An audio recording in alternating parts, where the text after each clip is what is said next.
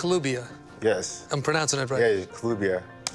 As always, we have to start at the beginning. So, Kel, where are you born and raised? I was born and raised in Houston, Texas. That's where I grew up playing tennis, since I was like 5. My dad used to bring me out and let me hit some balls with him, and I loved that. We were watching a commercial, and it was these young kids playing tennis. And I said to him, I said, "Oh, would you like to do it?" He said, "Yes, Mom." Kel's that guy you want on your team. Can play tennis, can play basketball. He's like the jack of all trades with sports. Kel is a great athlete, and beyond that, Kel is just a great person. He made lots of friends, not only because of his athletic prowess, just because of his personality. You know, Kel was always bigger than life, right? He'd come in with his Suburban with his like big speakers and blast it through the parking lot. Now, tell me about Kel as a young tennis player. What was this player like? Were you a little slice and dice? What was your game like? I was known for having a big serve and a big forehand. You started playing tournaments quite young? Yeah, so in the 14s, I was top 5 in the state, and then I got up to like top 10 in the country. What is it about the sport of tennis that made you love it more than the others? I don't know, it's just something about tennis, It's just you against the other person. You can't depend on other teammates.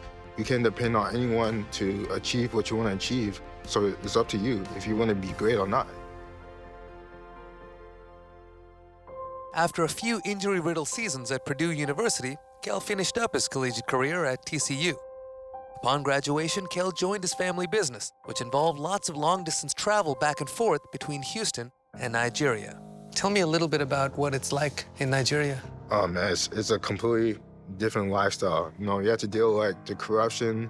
The local government will make your life hell unless you take care of them. What's going through your head? Because you're used to such a sort of free-spirited time in the States and the way you grew up. How difficult of an adjustment was that? I was so used to, this life, especially with me being from America. You can't just walk out anyhow. You have to be very careful where you go. My dad used to tell me, don't leave the compound unless you have to. I was not comfortable with it as a mom. Sure. When he was there, I would try to speak to him every day. And even when what happened to him, it was on a Wednesday, it was hard to accept because I knew I had spoken to him that night.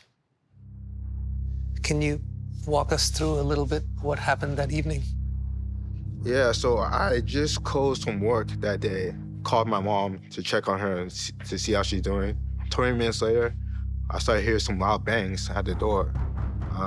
At first, I thought it was my security, because sometimes they'll come and check on me. But these bangs were different, these are like hard bangs. Once I knew, okay, someone's trying to get in, I got my phone, I ran back to the back of the house, and I called the police, people I know that usually escort me whenever I need to go. So I kept calling, but the line was busy. I just came back in the sitting room, they were banging, the bangs were getting louder and louder. All of a sudden, they kicked the door in, and about four or five of them entered. And 4 or 5 of them? Yeah, and one was holding a rifle. And he said words to me that I'll never forget. He pointing a gun at me, he's like, "You're going to die tonight, right?" I got down on the ground, on hands and my knees. I closed my eyes. I thought, okay, I'm never gonna see my mom again. I'm never gonna see my dad again. I'm never gonna see my sister again. I'm never gonna see my friends again. Because I thought they were gonna blow my brains out. And that's the last thing I remember. I didn't know this at the time, but I ended up having emergency brain surgery, and then I was in a coma for 6 days. My skull was fractured. Who knows how many times they hit me in the head.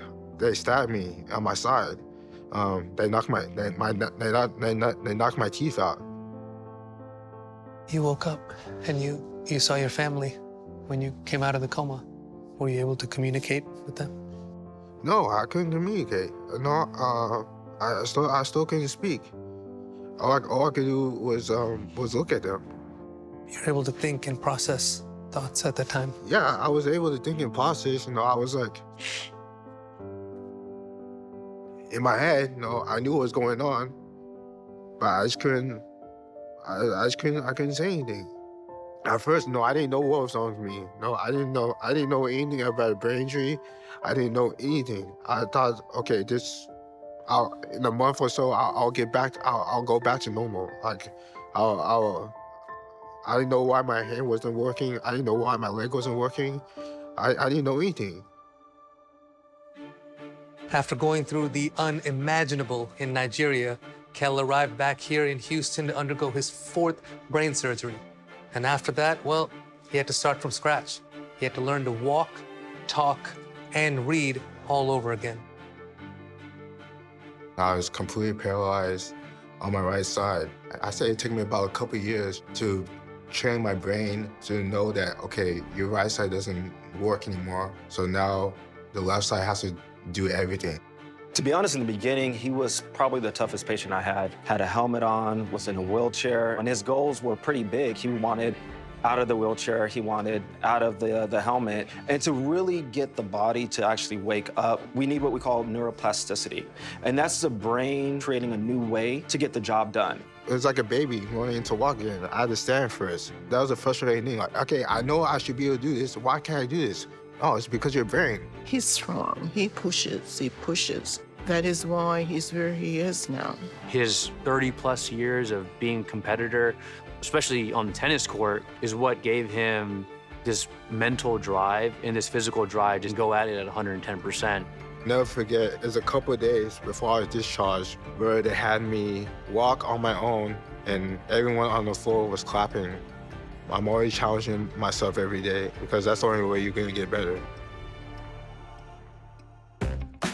Once you start to get the body better, how do you continue to improve the body, but at the same time, work on the mind and the soul? Well, welcome to the Iron Jungle. I missed a competition from tennis. I want to do something that will allow me to be competitive because I never thought I would be able to do anything competitive again. We found a couple of shows in 2020. I competed in 2 categories. The adaptive category, which is people with disabilities, limitations, but I also competed against the regular category with other healthy, able bodybuilders.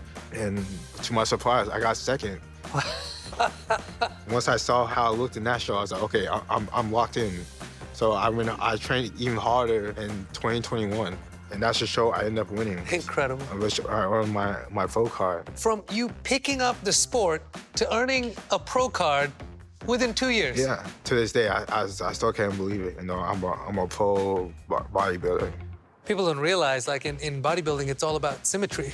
And like, you look from the back, you got such a good V shape going right now. I don't think they realize how difficult it is to achieve what you've done. Yeah. Sometimes now, my therapist, they'll forget which side was it. That's crazy. That's crazy. What does bodybuilding mean to you?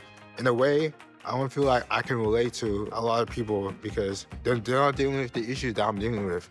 But when I go to the gym, it gives me another way to kind of relate to people. Yeah! You say you want to do it big.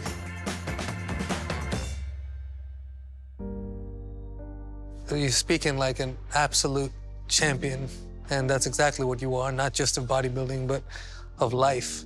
And a lot of people are inspired by that, including your high school. They named a hill after you. It means so much to me that they want to name the hill after me. To this day, I'm so speechless.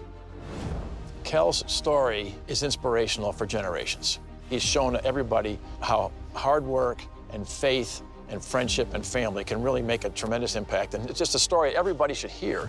After focusing on his own recovery for so long, Kel felt the time was right to begin helping others. So he created the Kel Strong Foundation, a nonprofit group focused on financially supporting traumatic brain injury survivors like himself. How different is the Kel that I'm lucky enough to be sitting in front of right now to the Kel from before the incident? Back then, I didn't know my purpose. Now, I definitely know what my purpose is. Just to help as many people as I can. Because, the fact that I survived, why I survived, it means that God is not done with me. I want to make sure I want to fulfill his plans.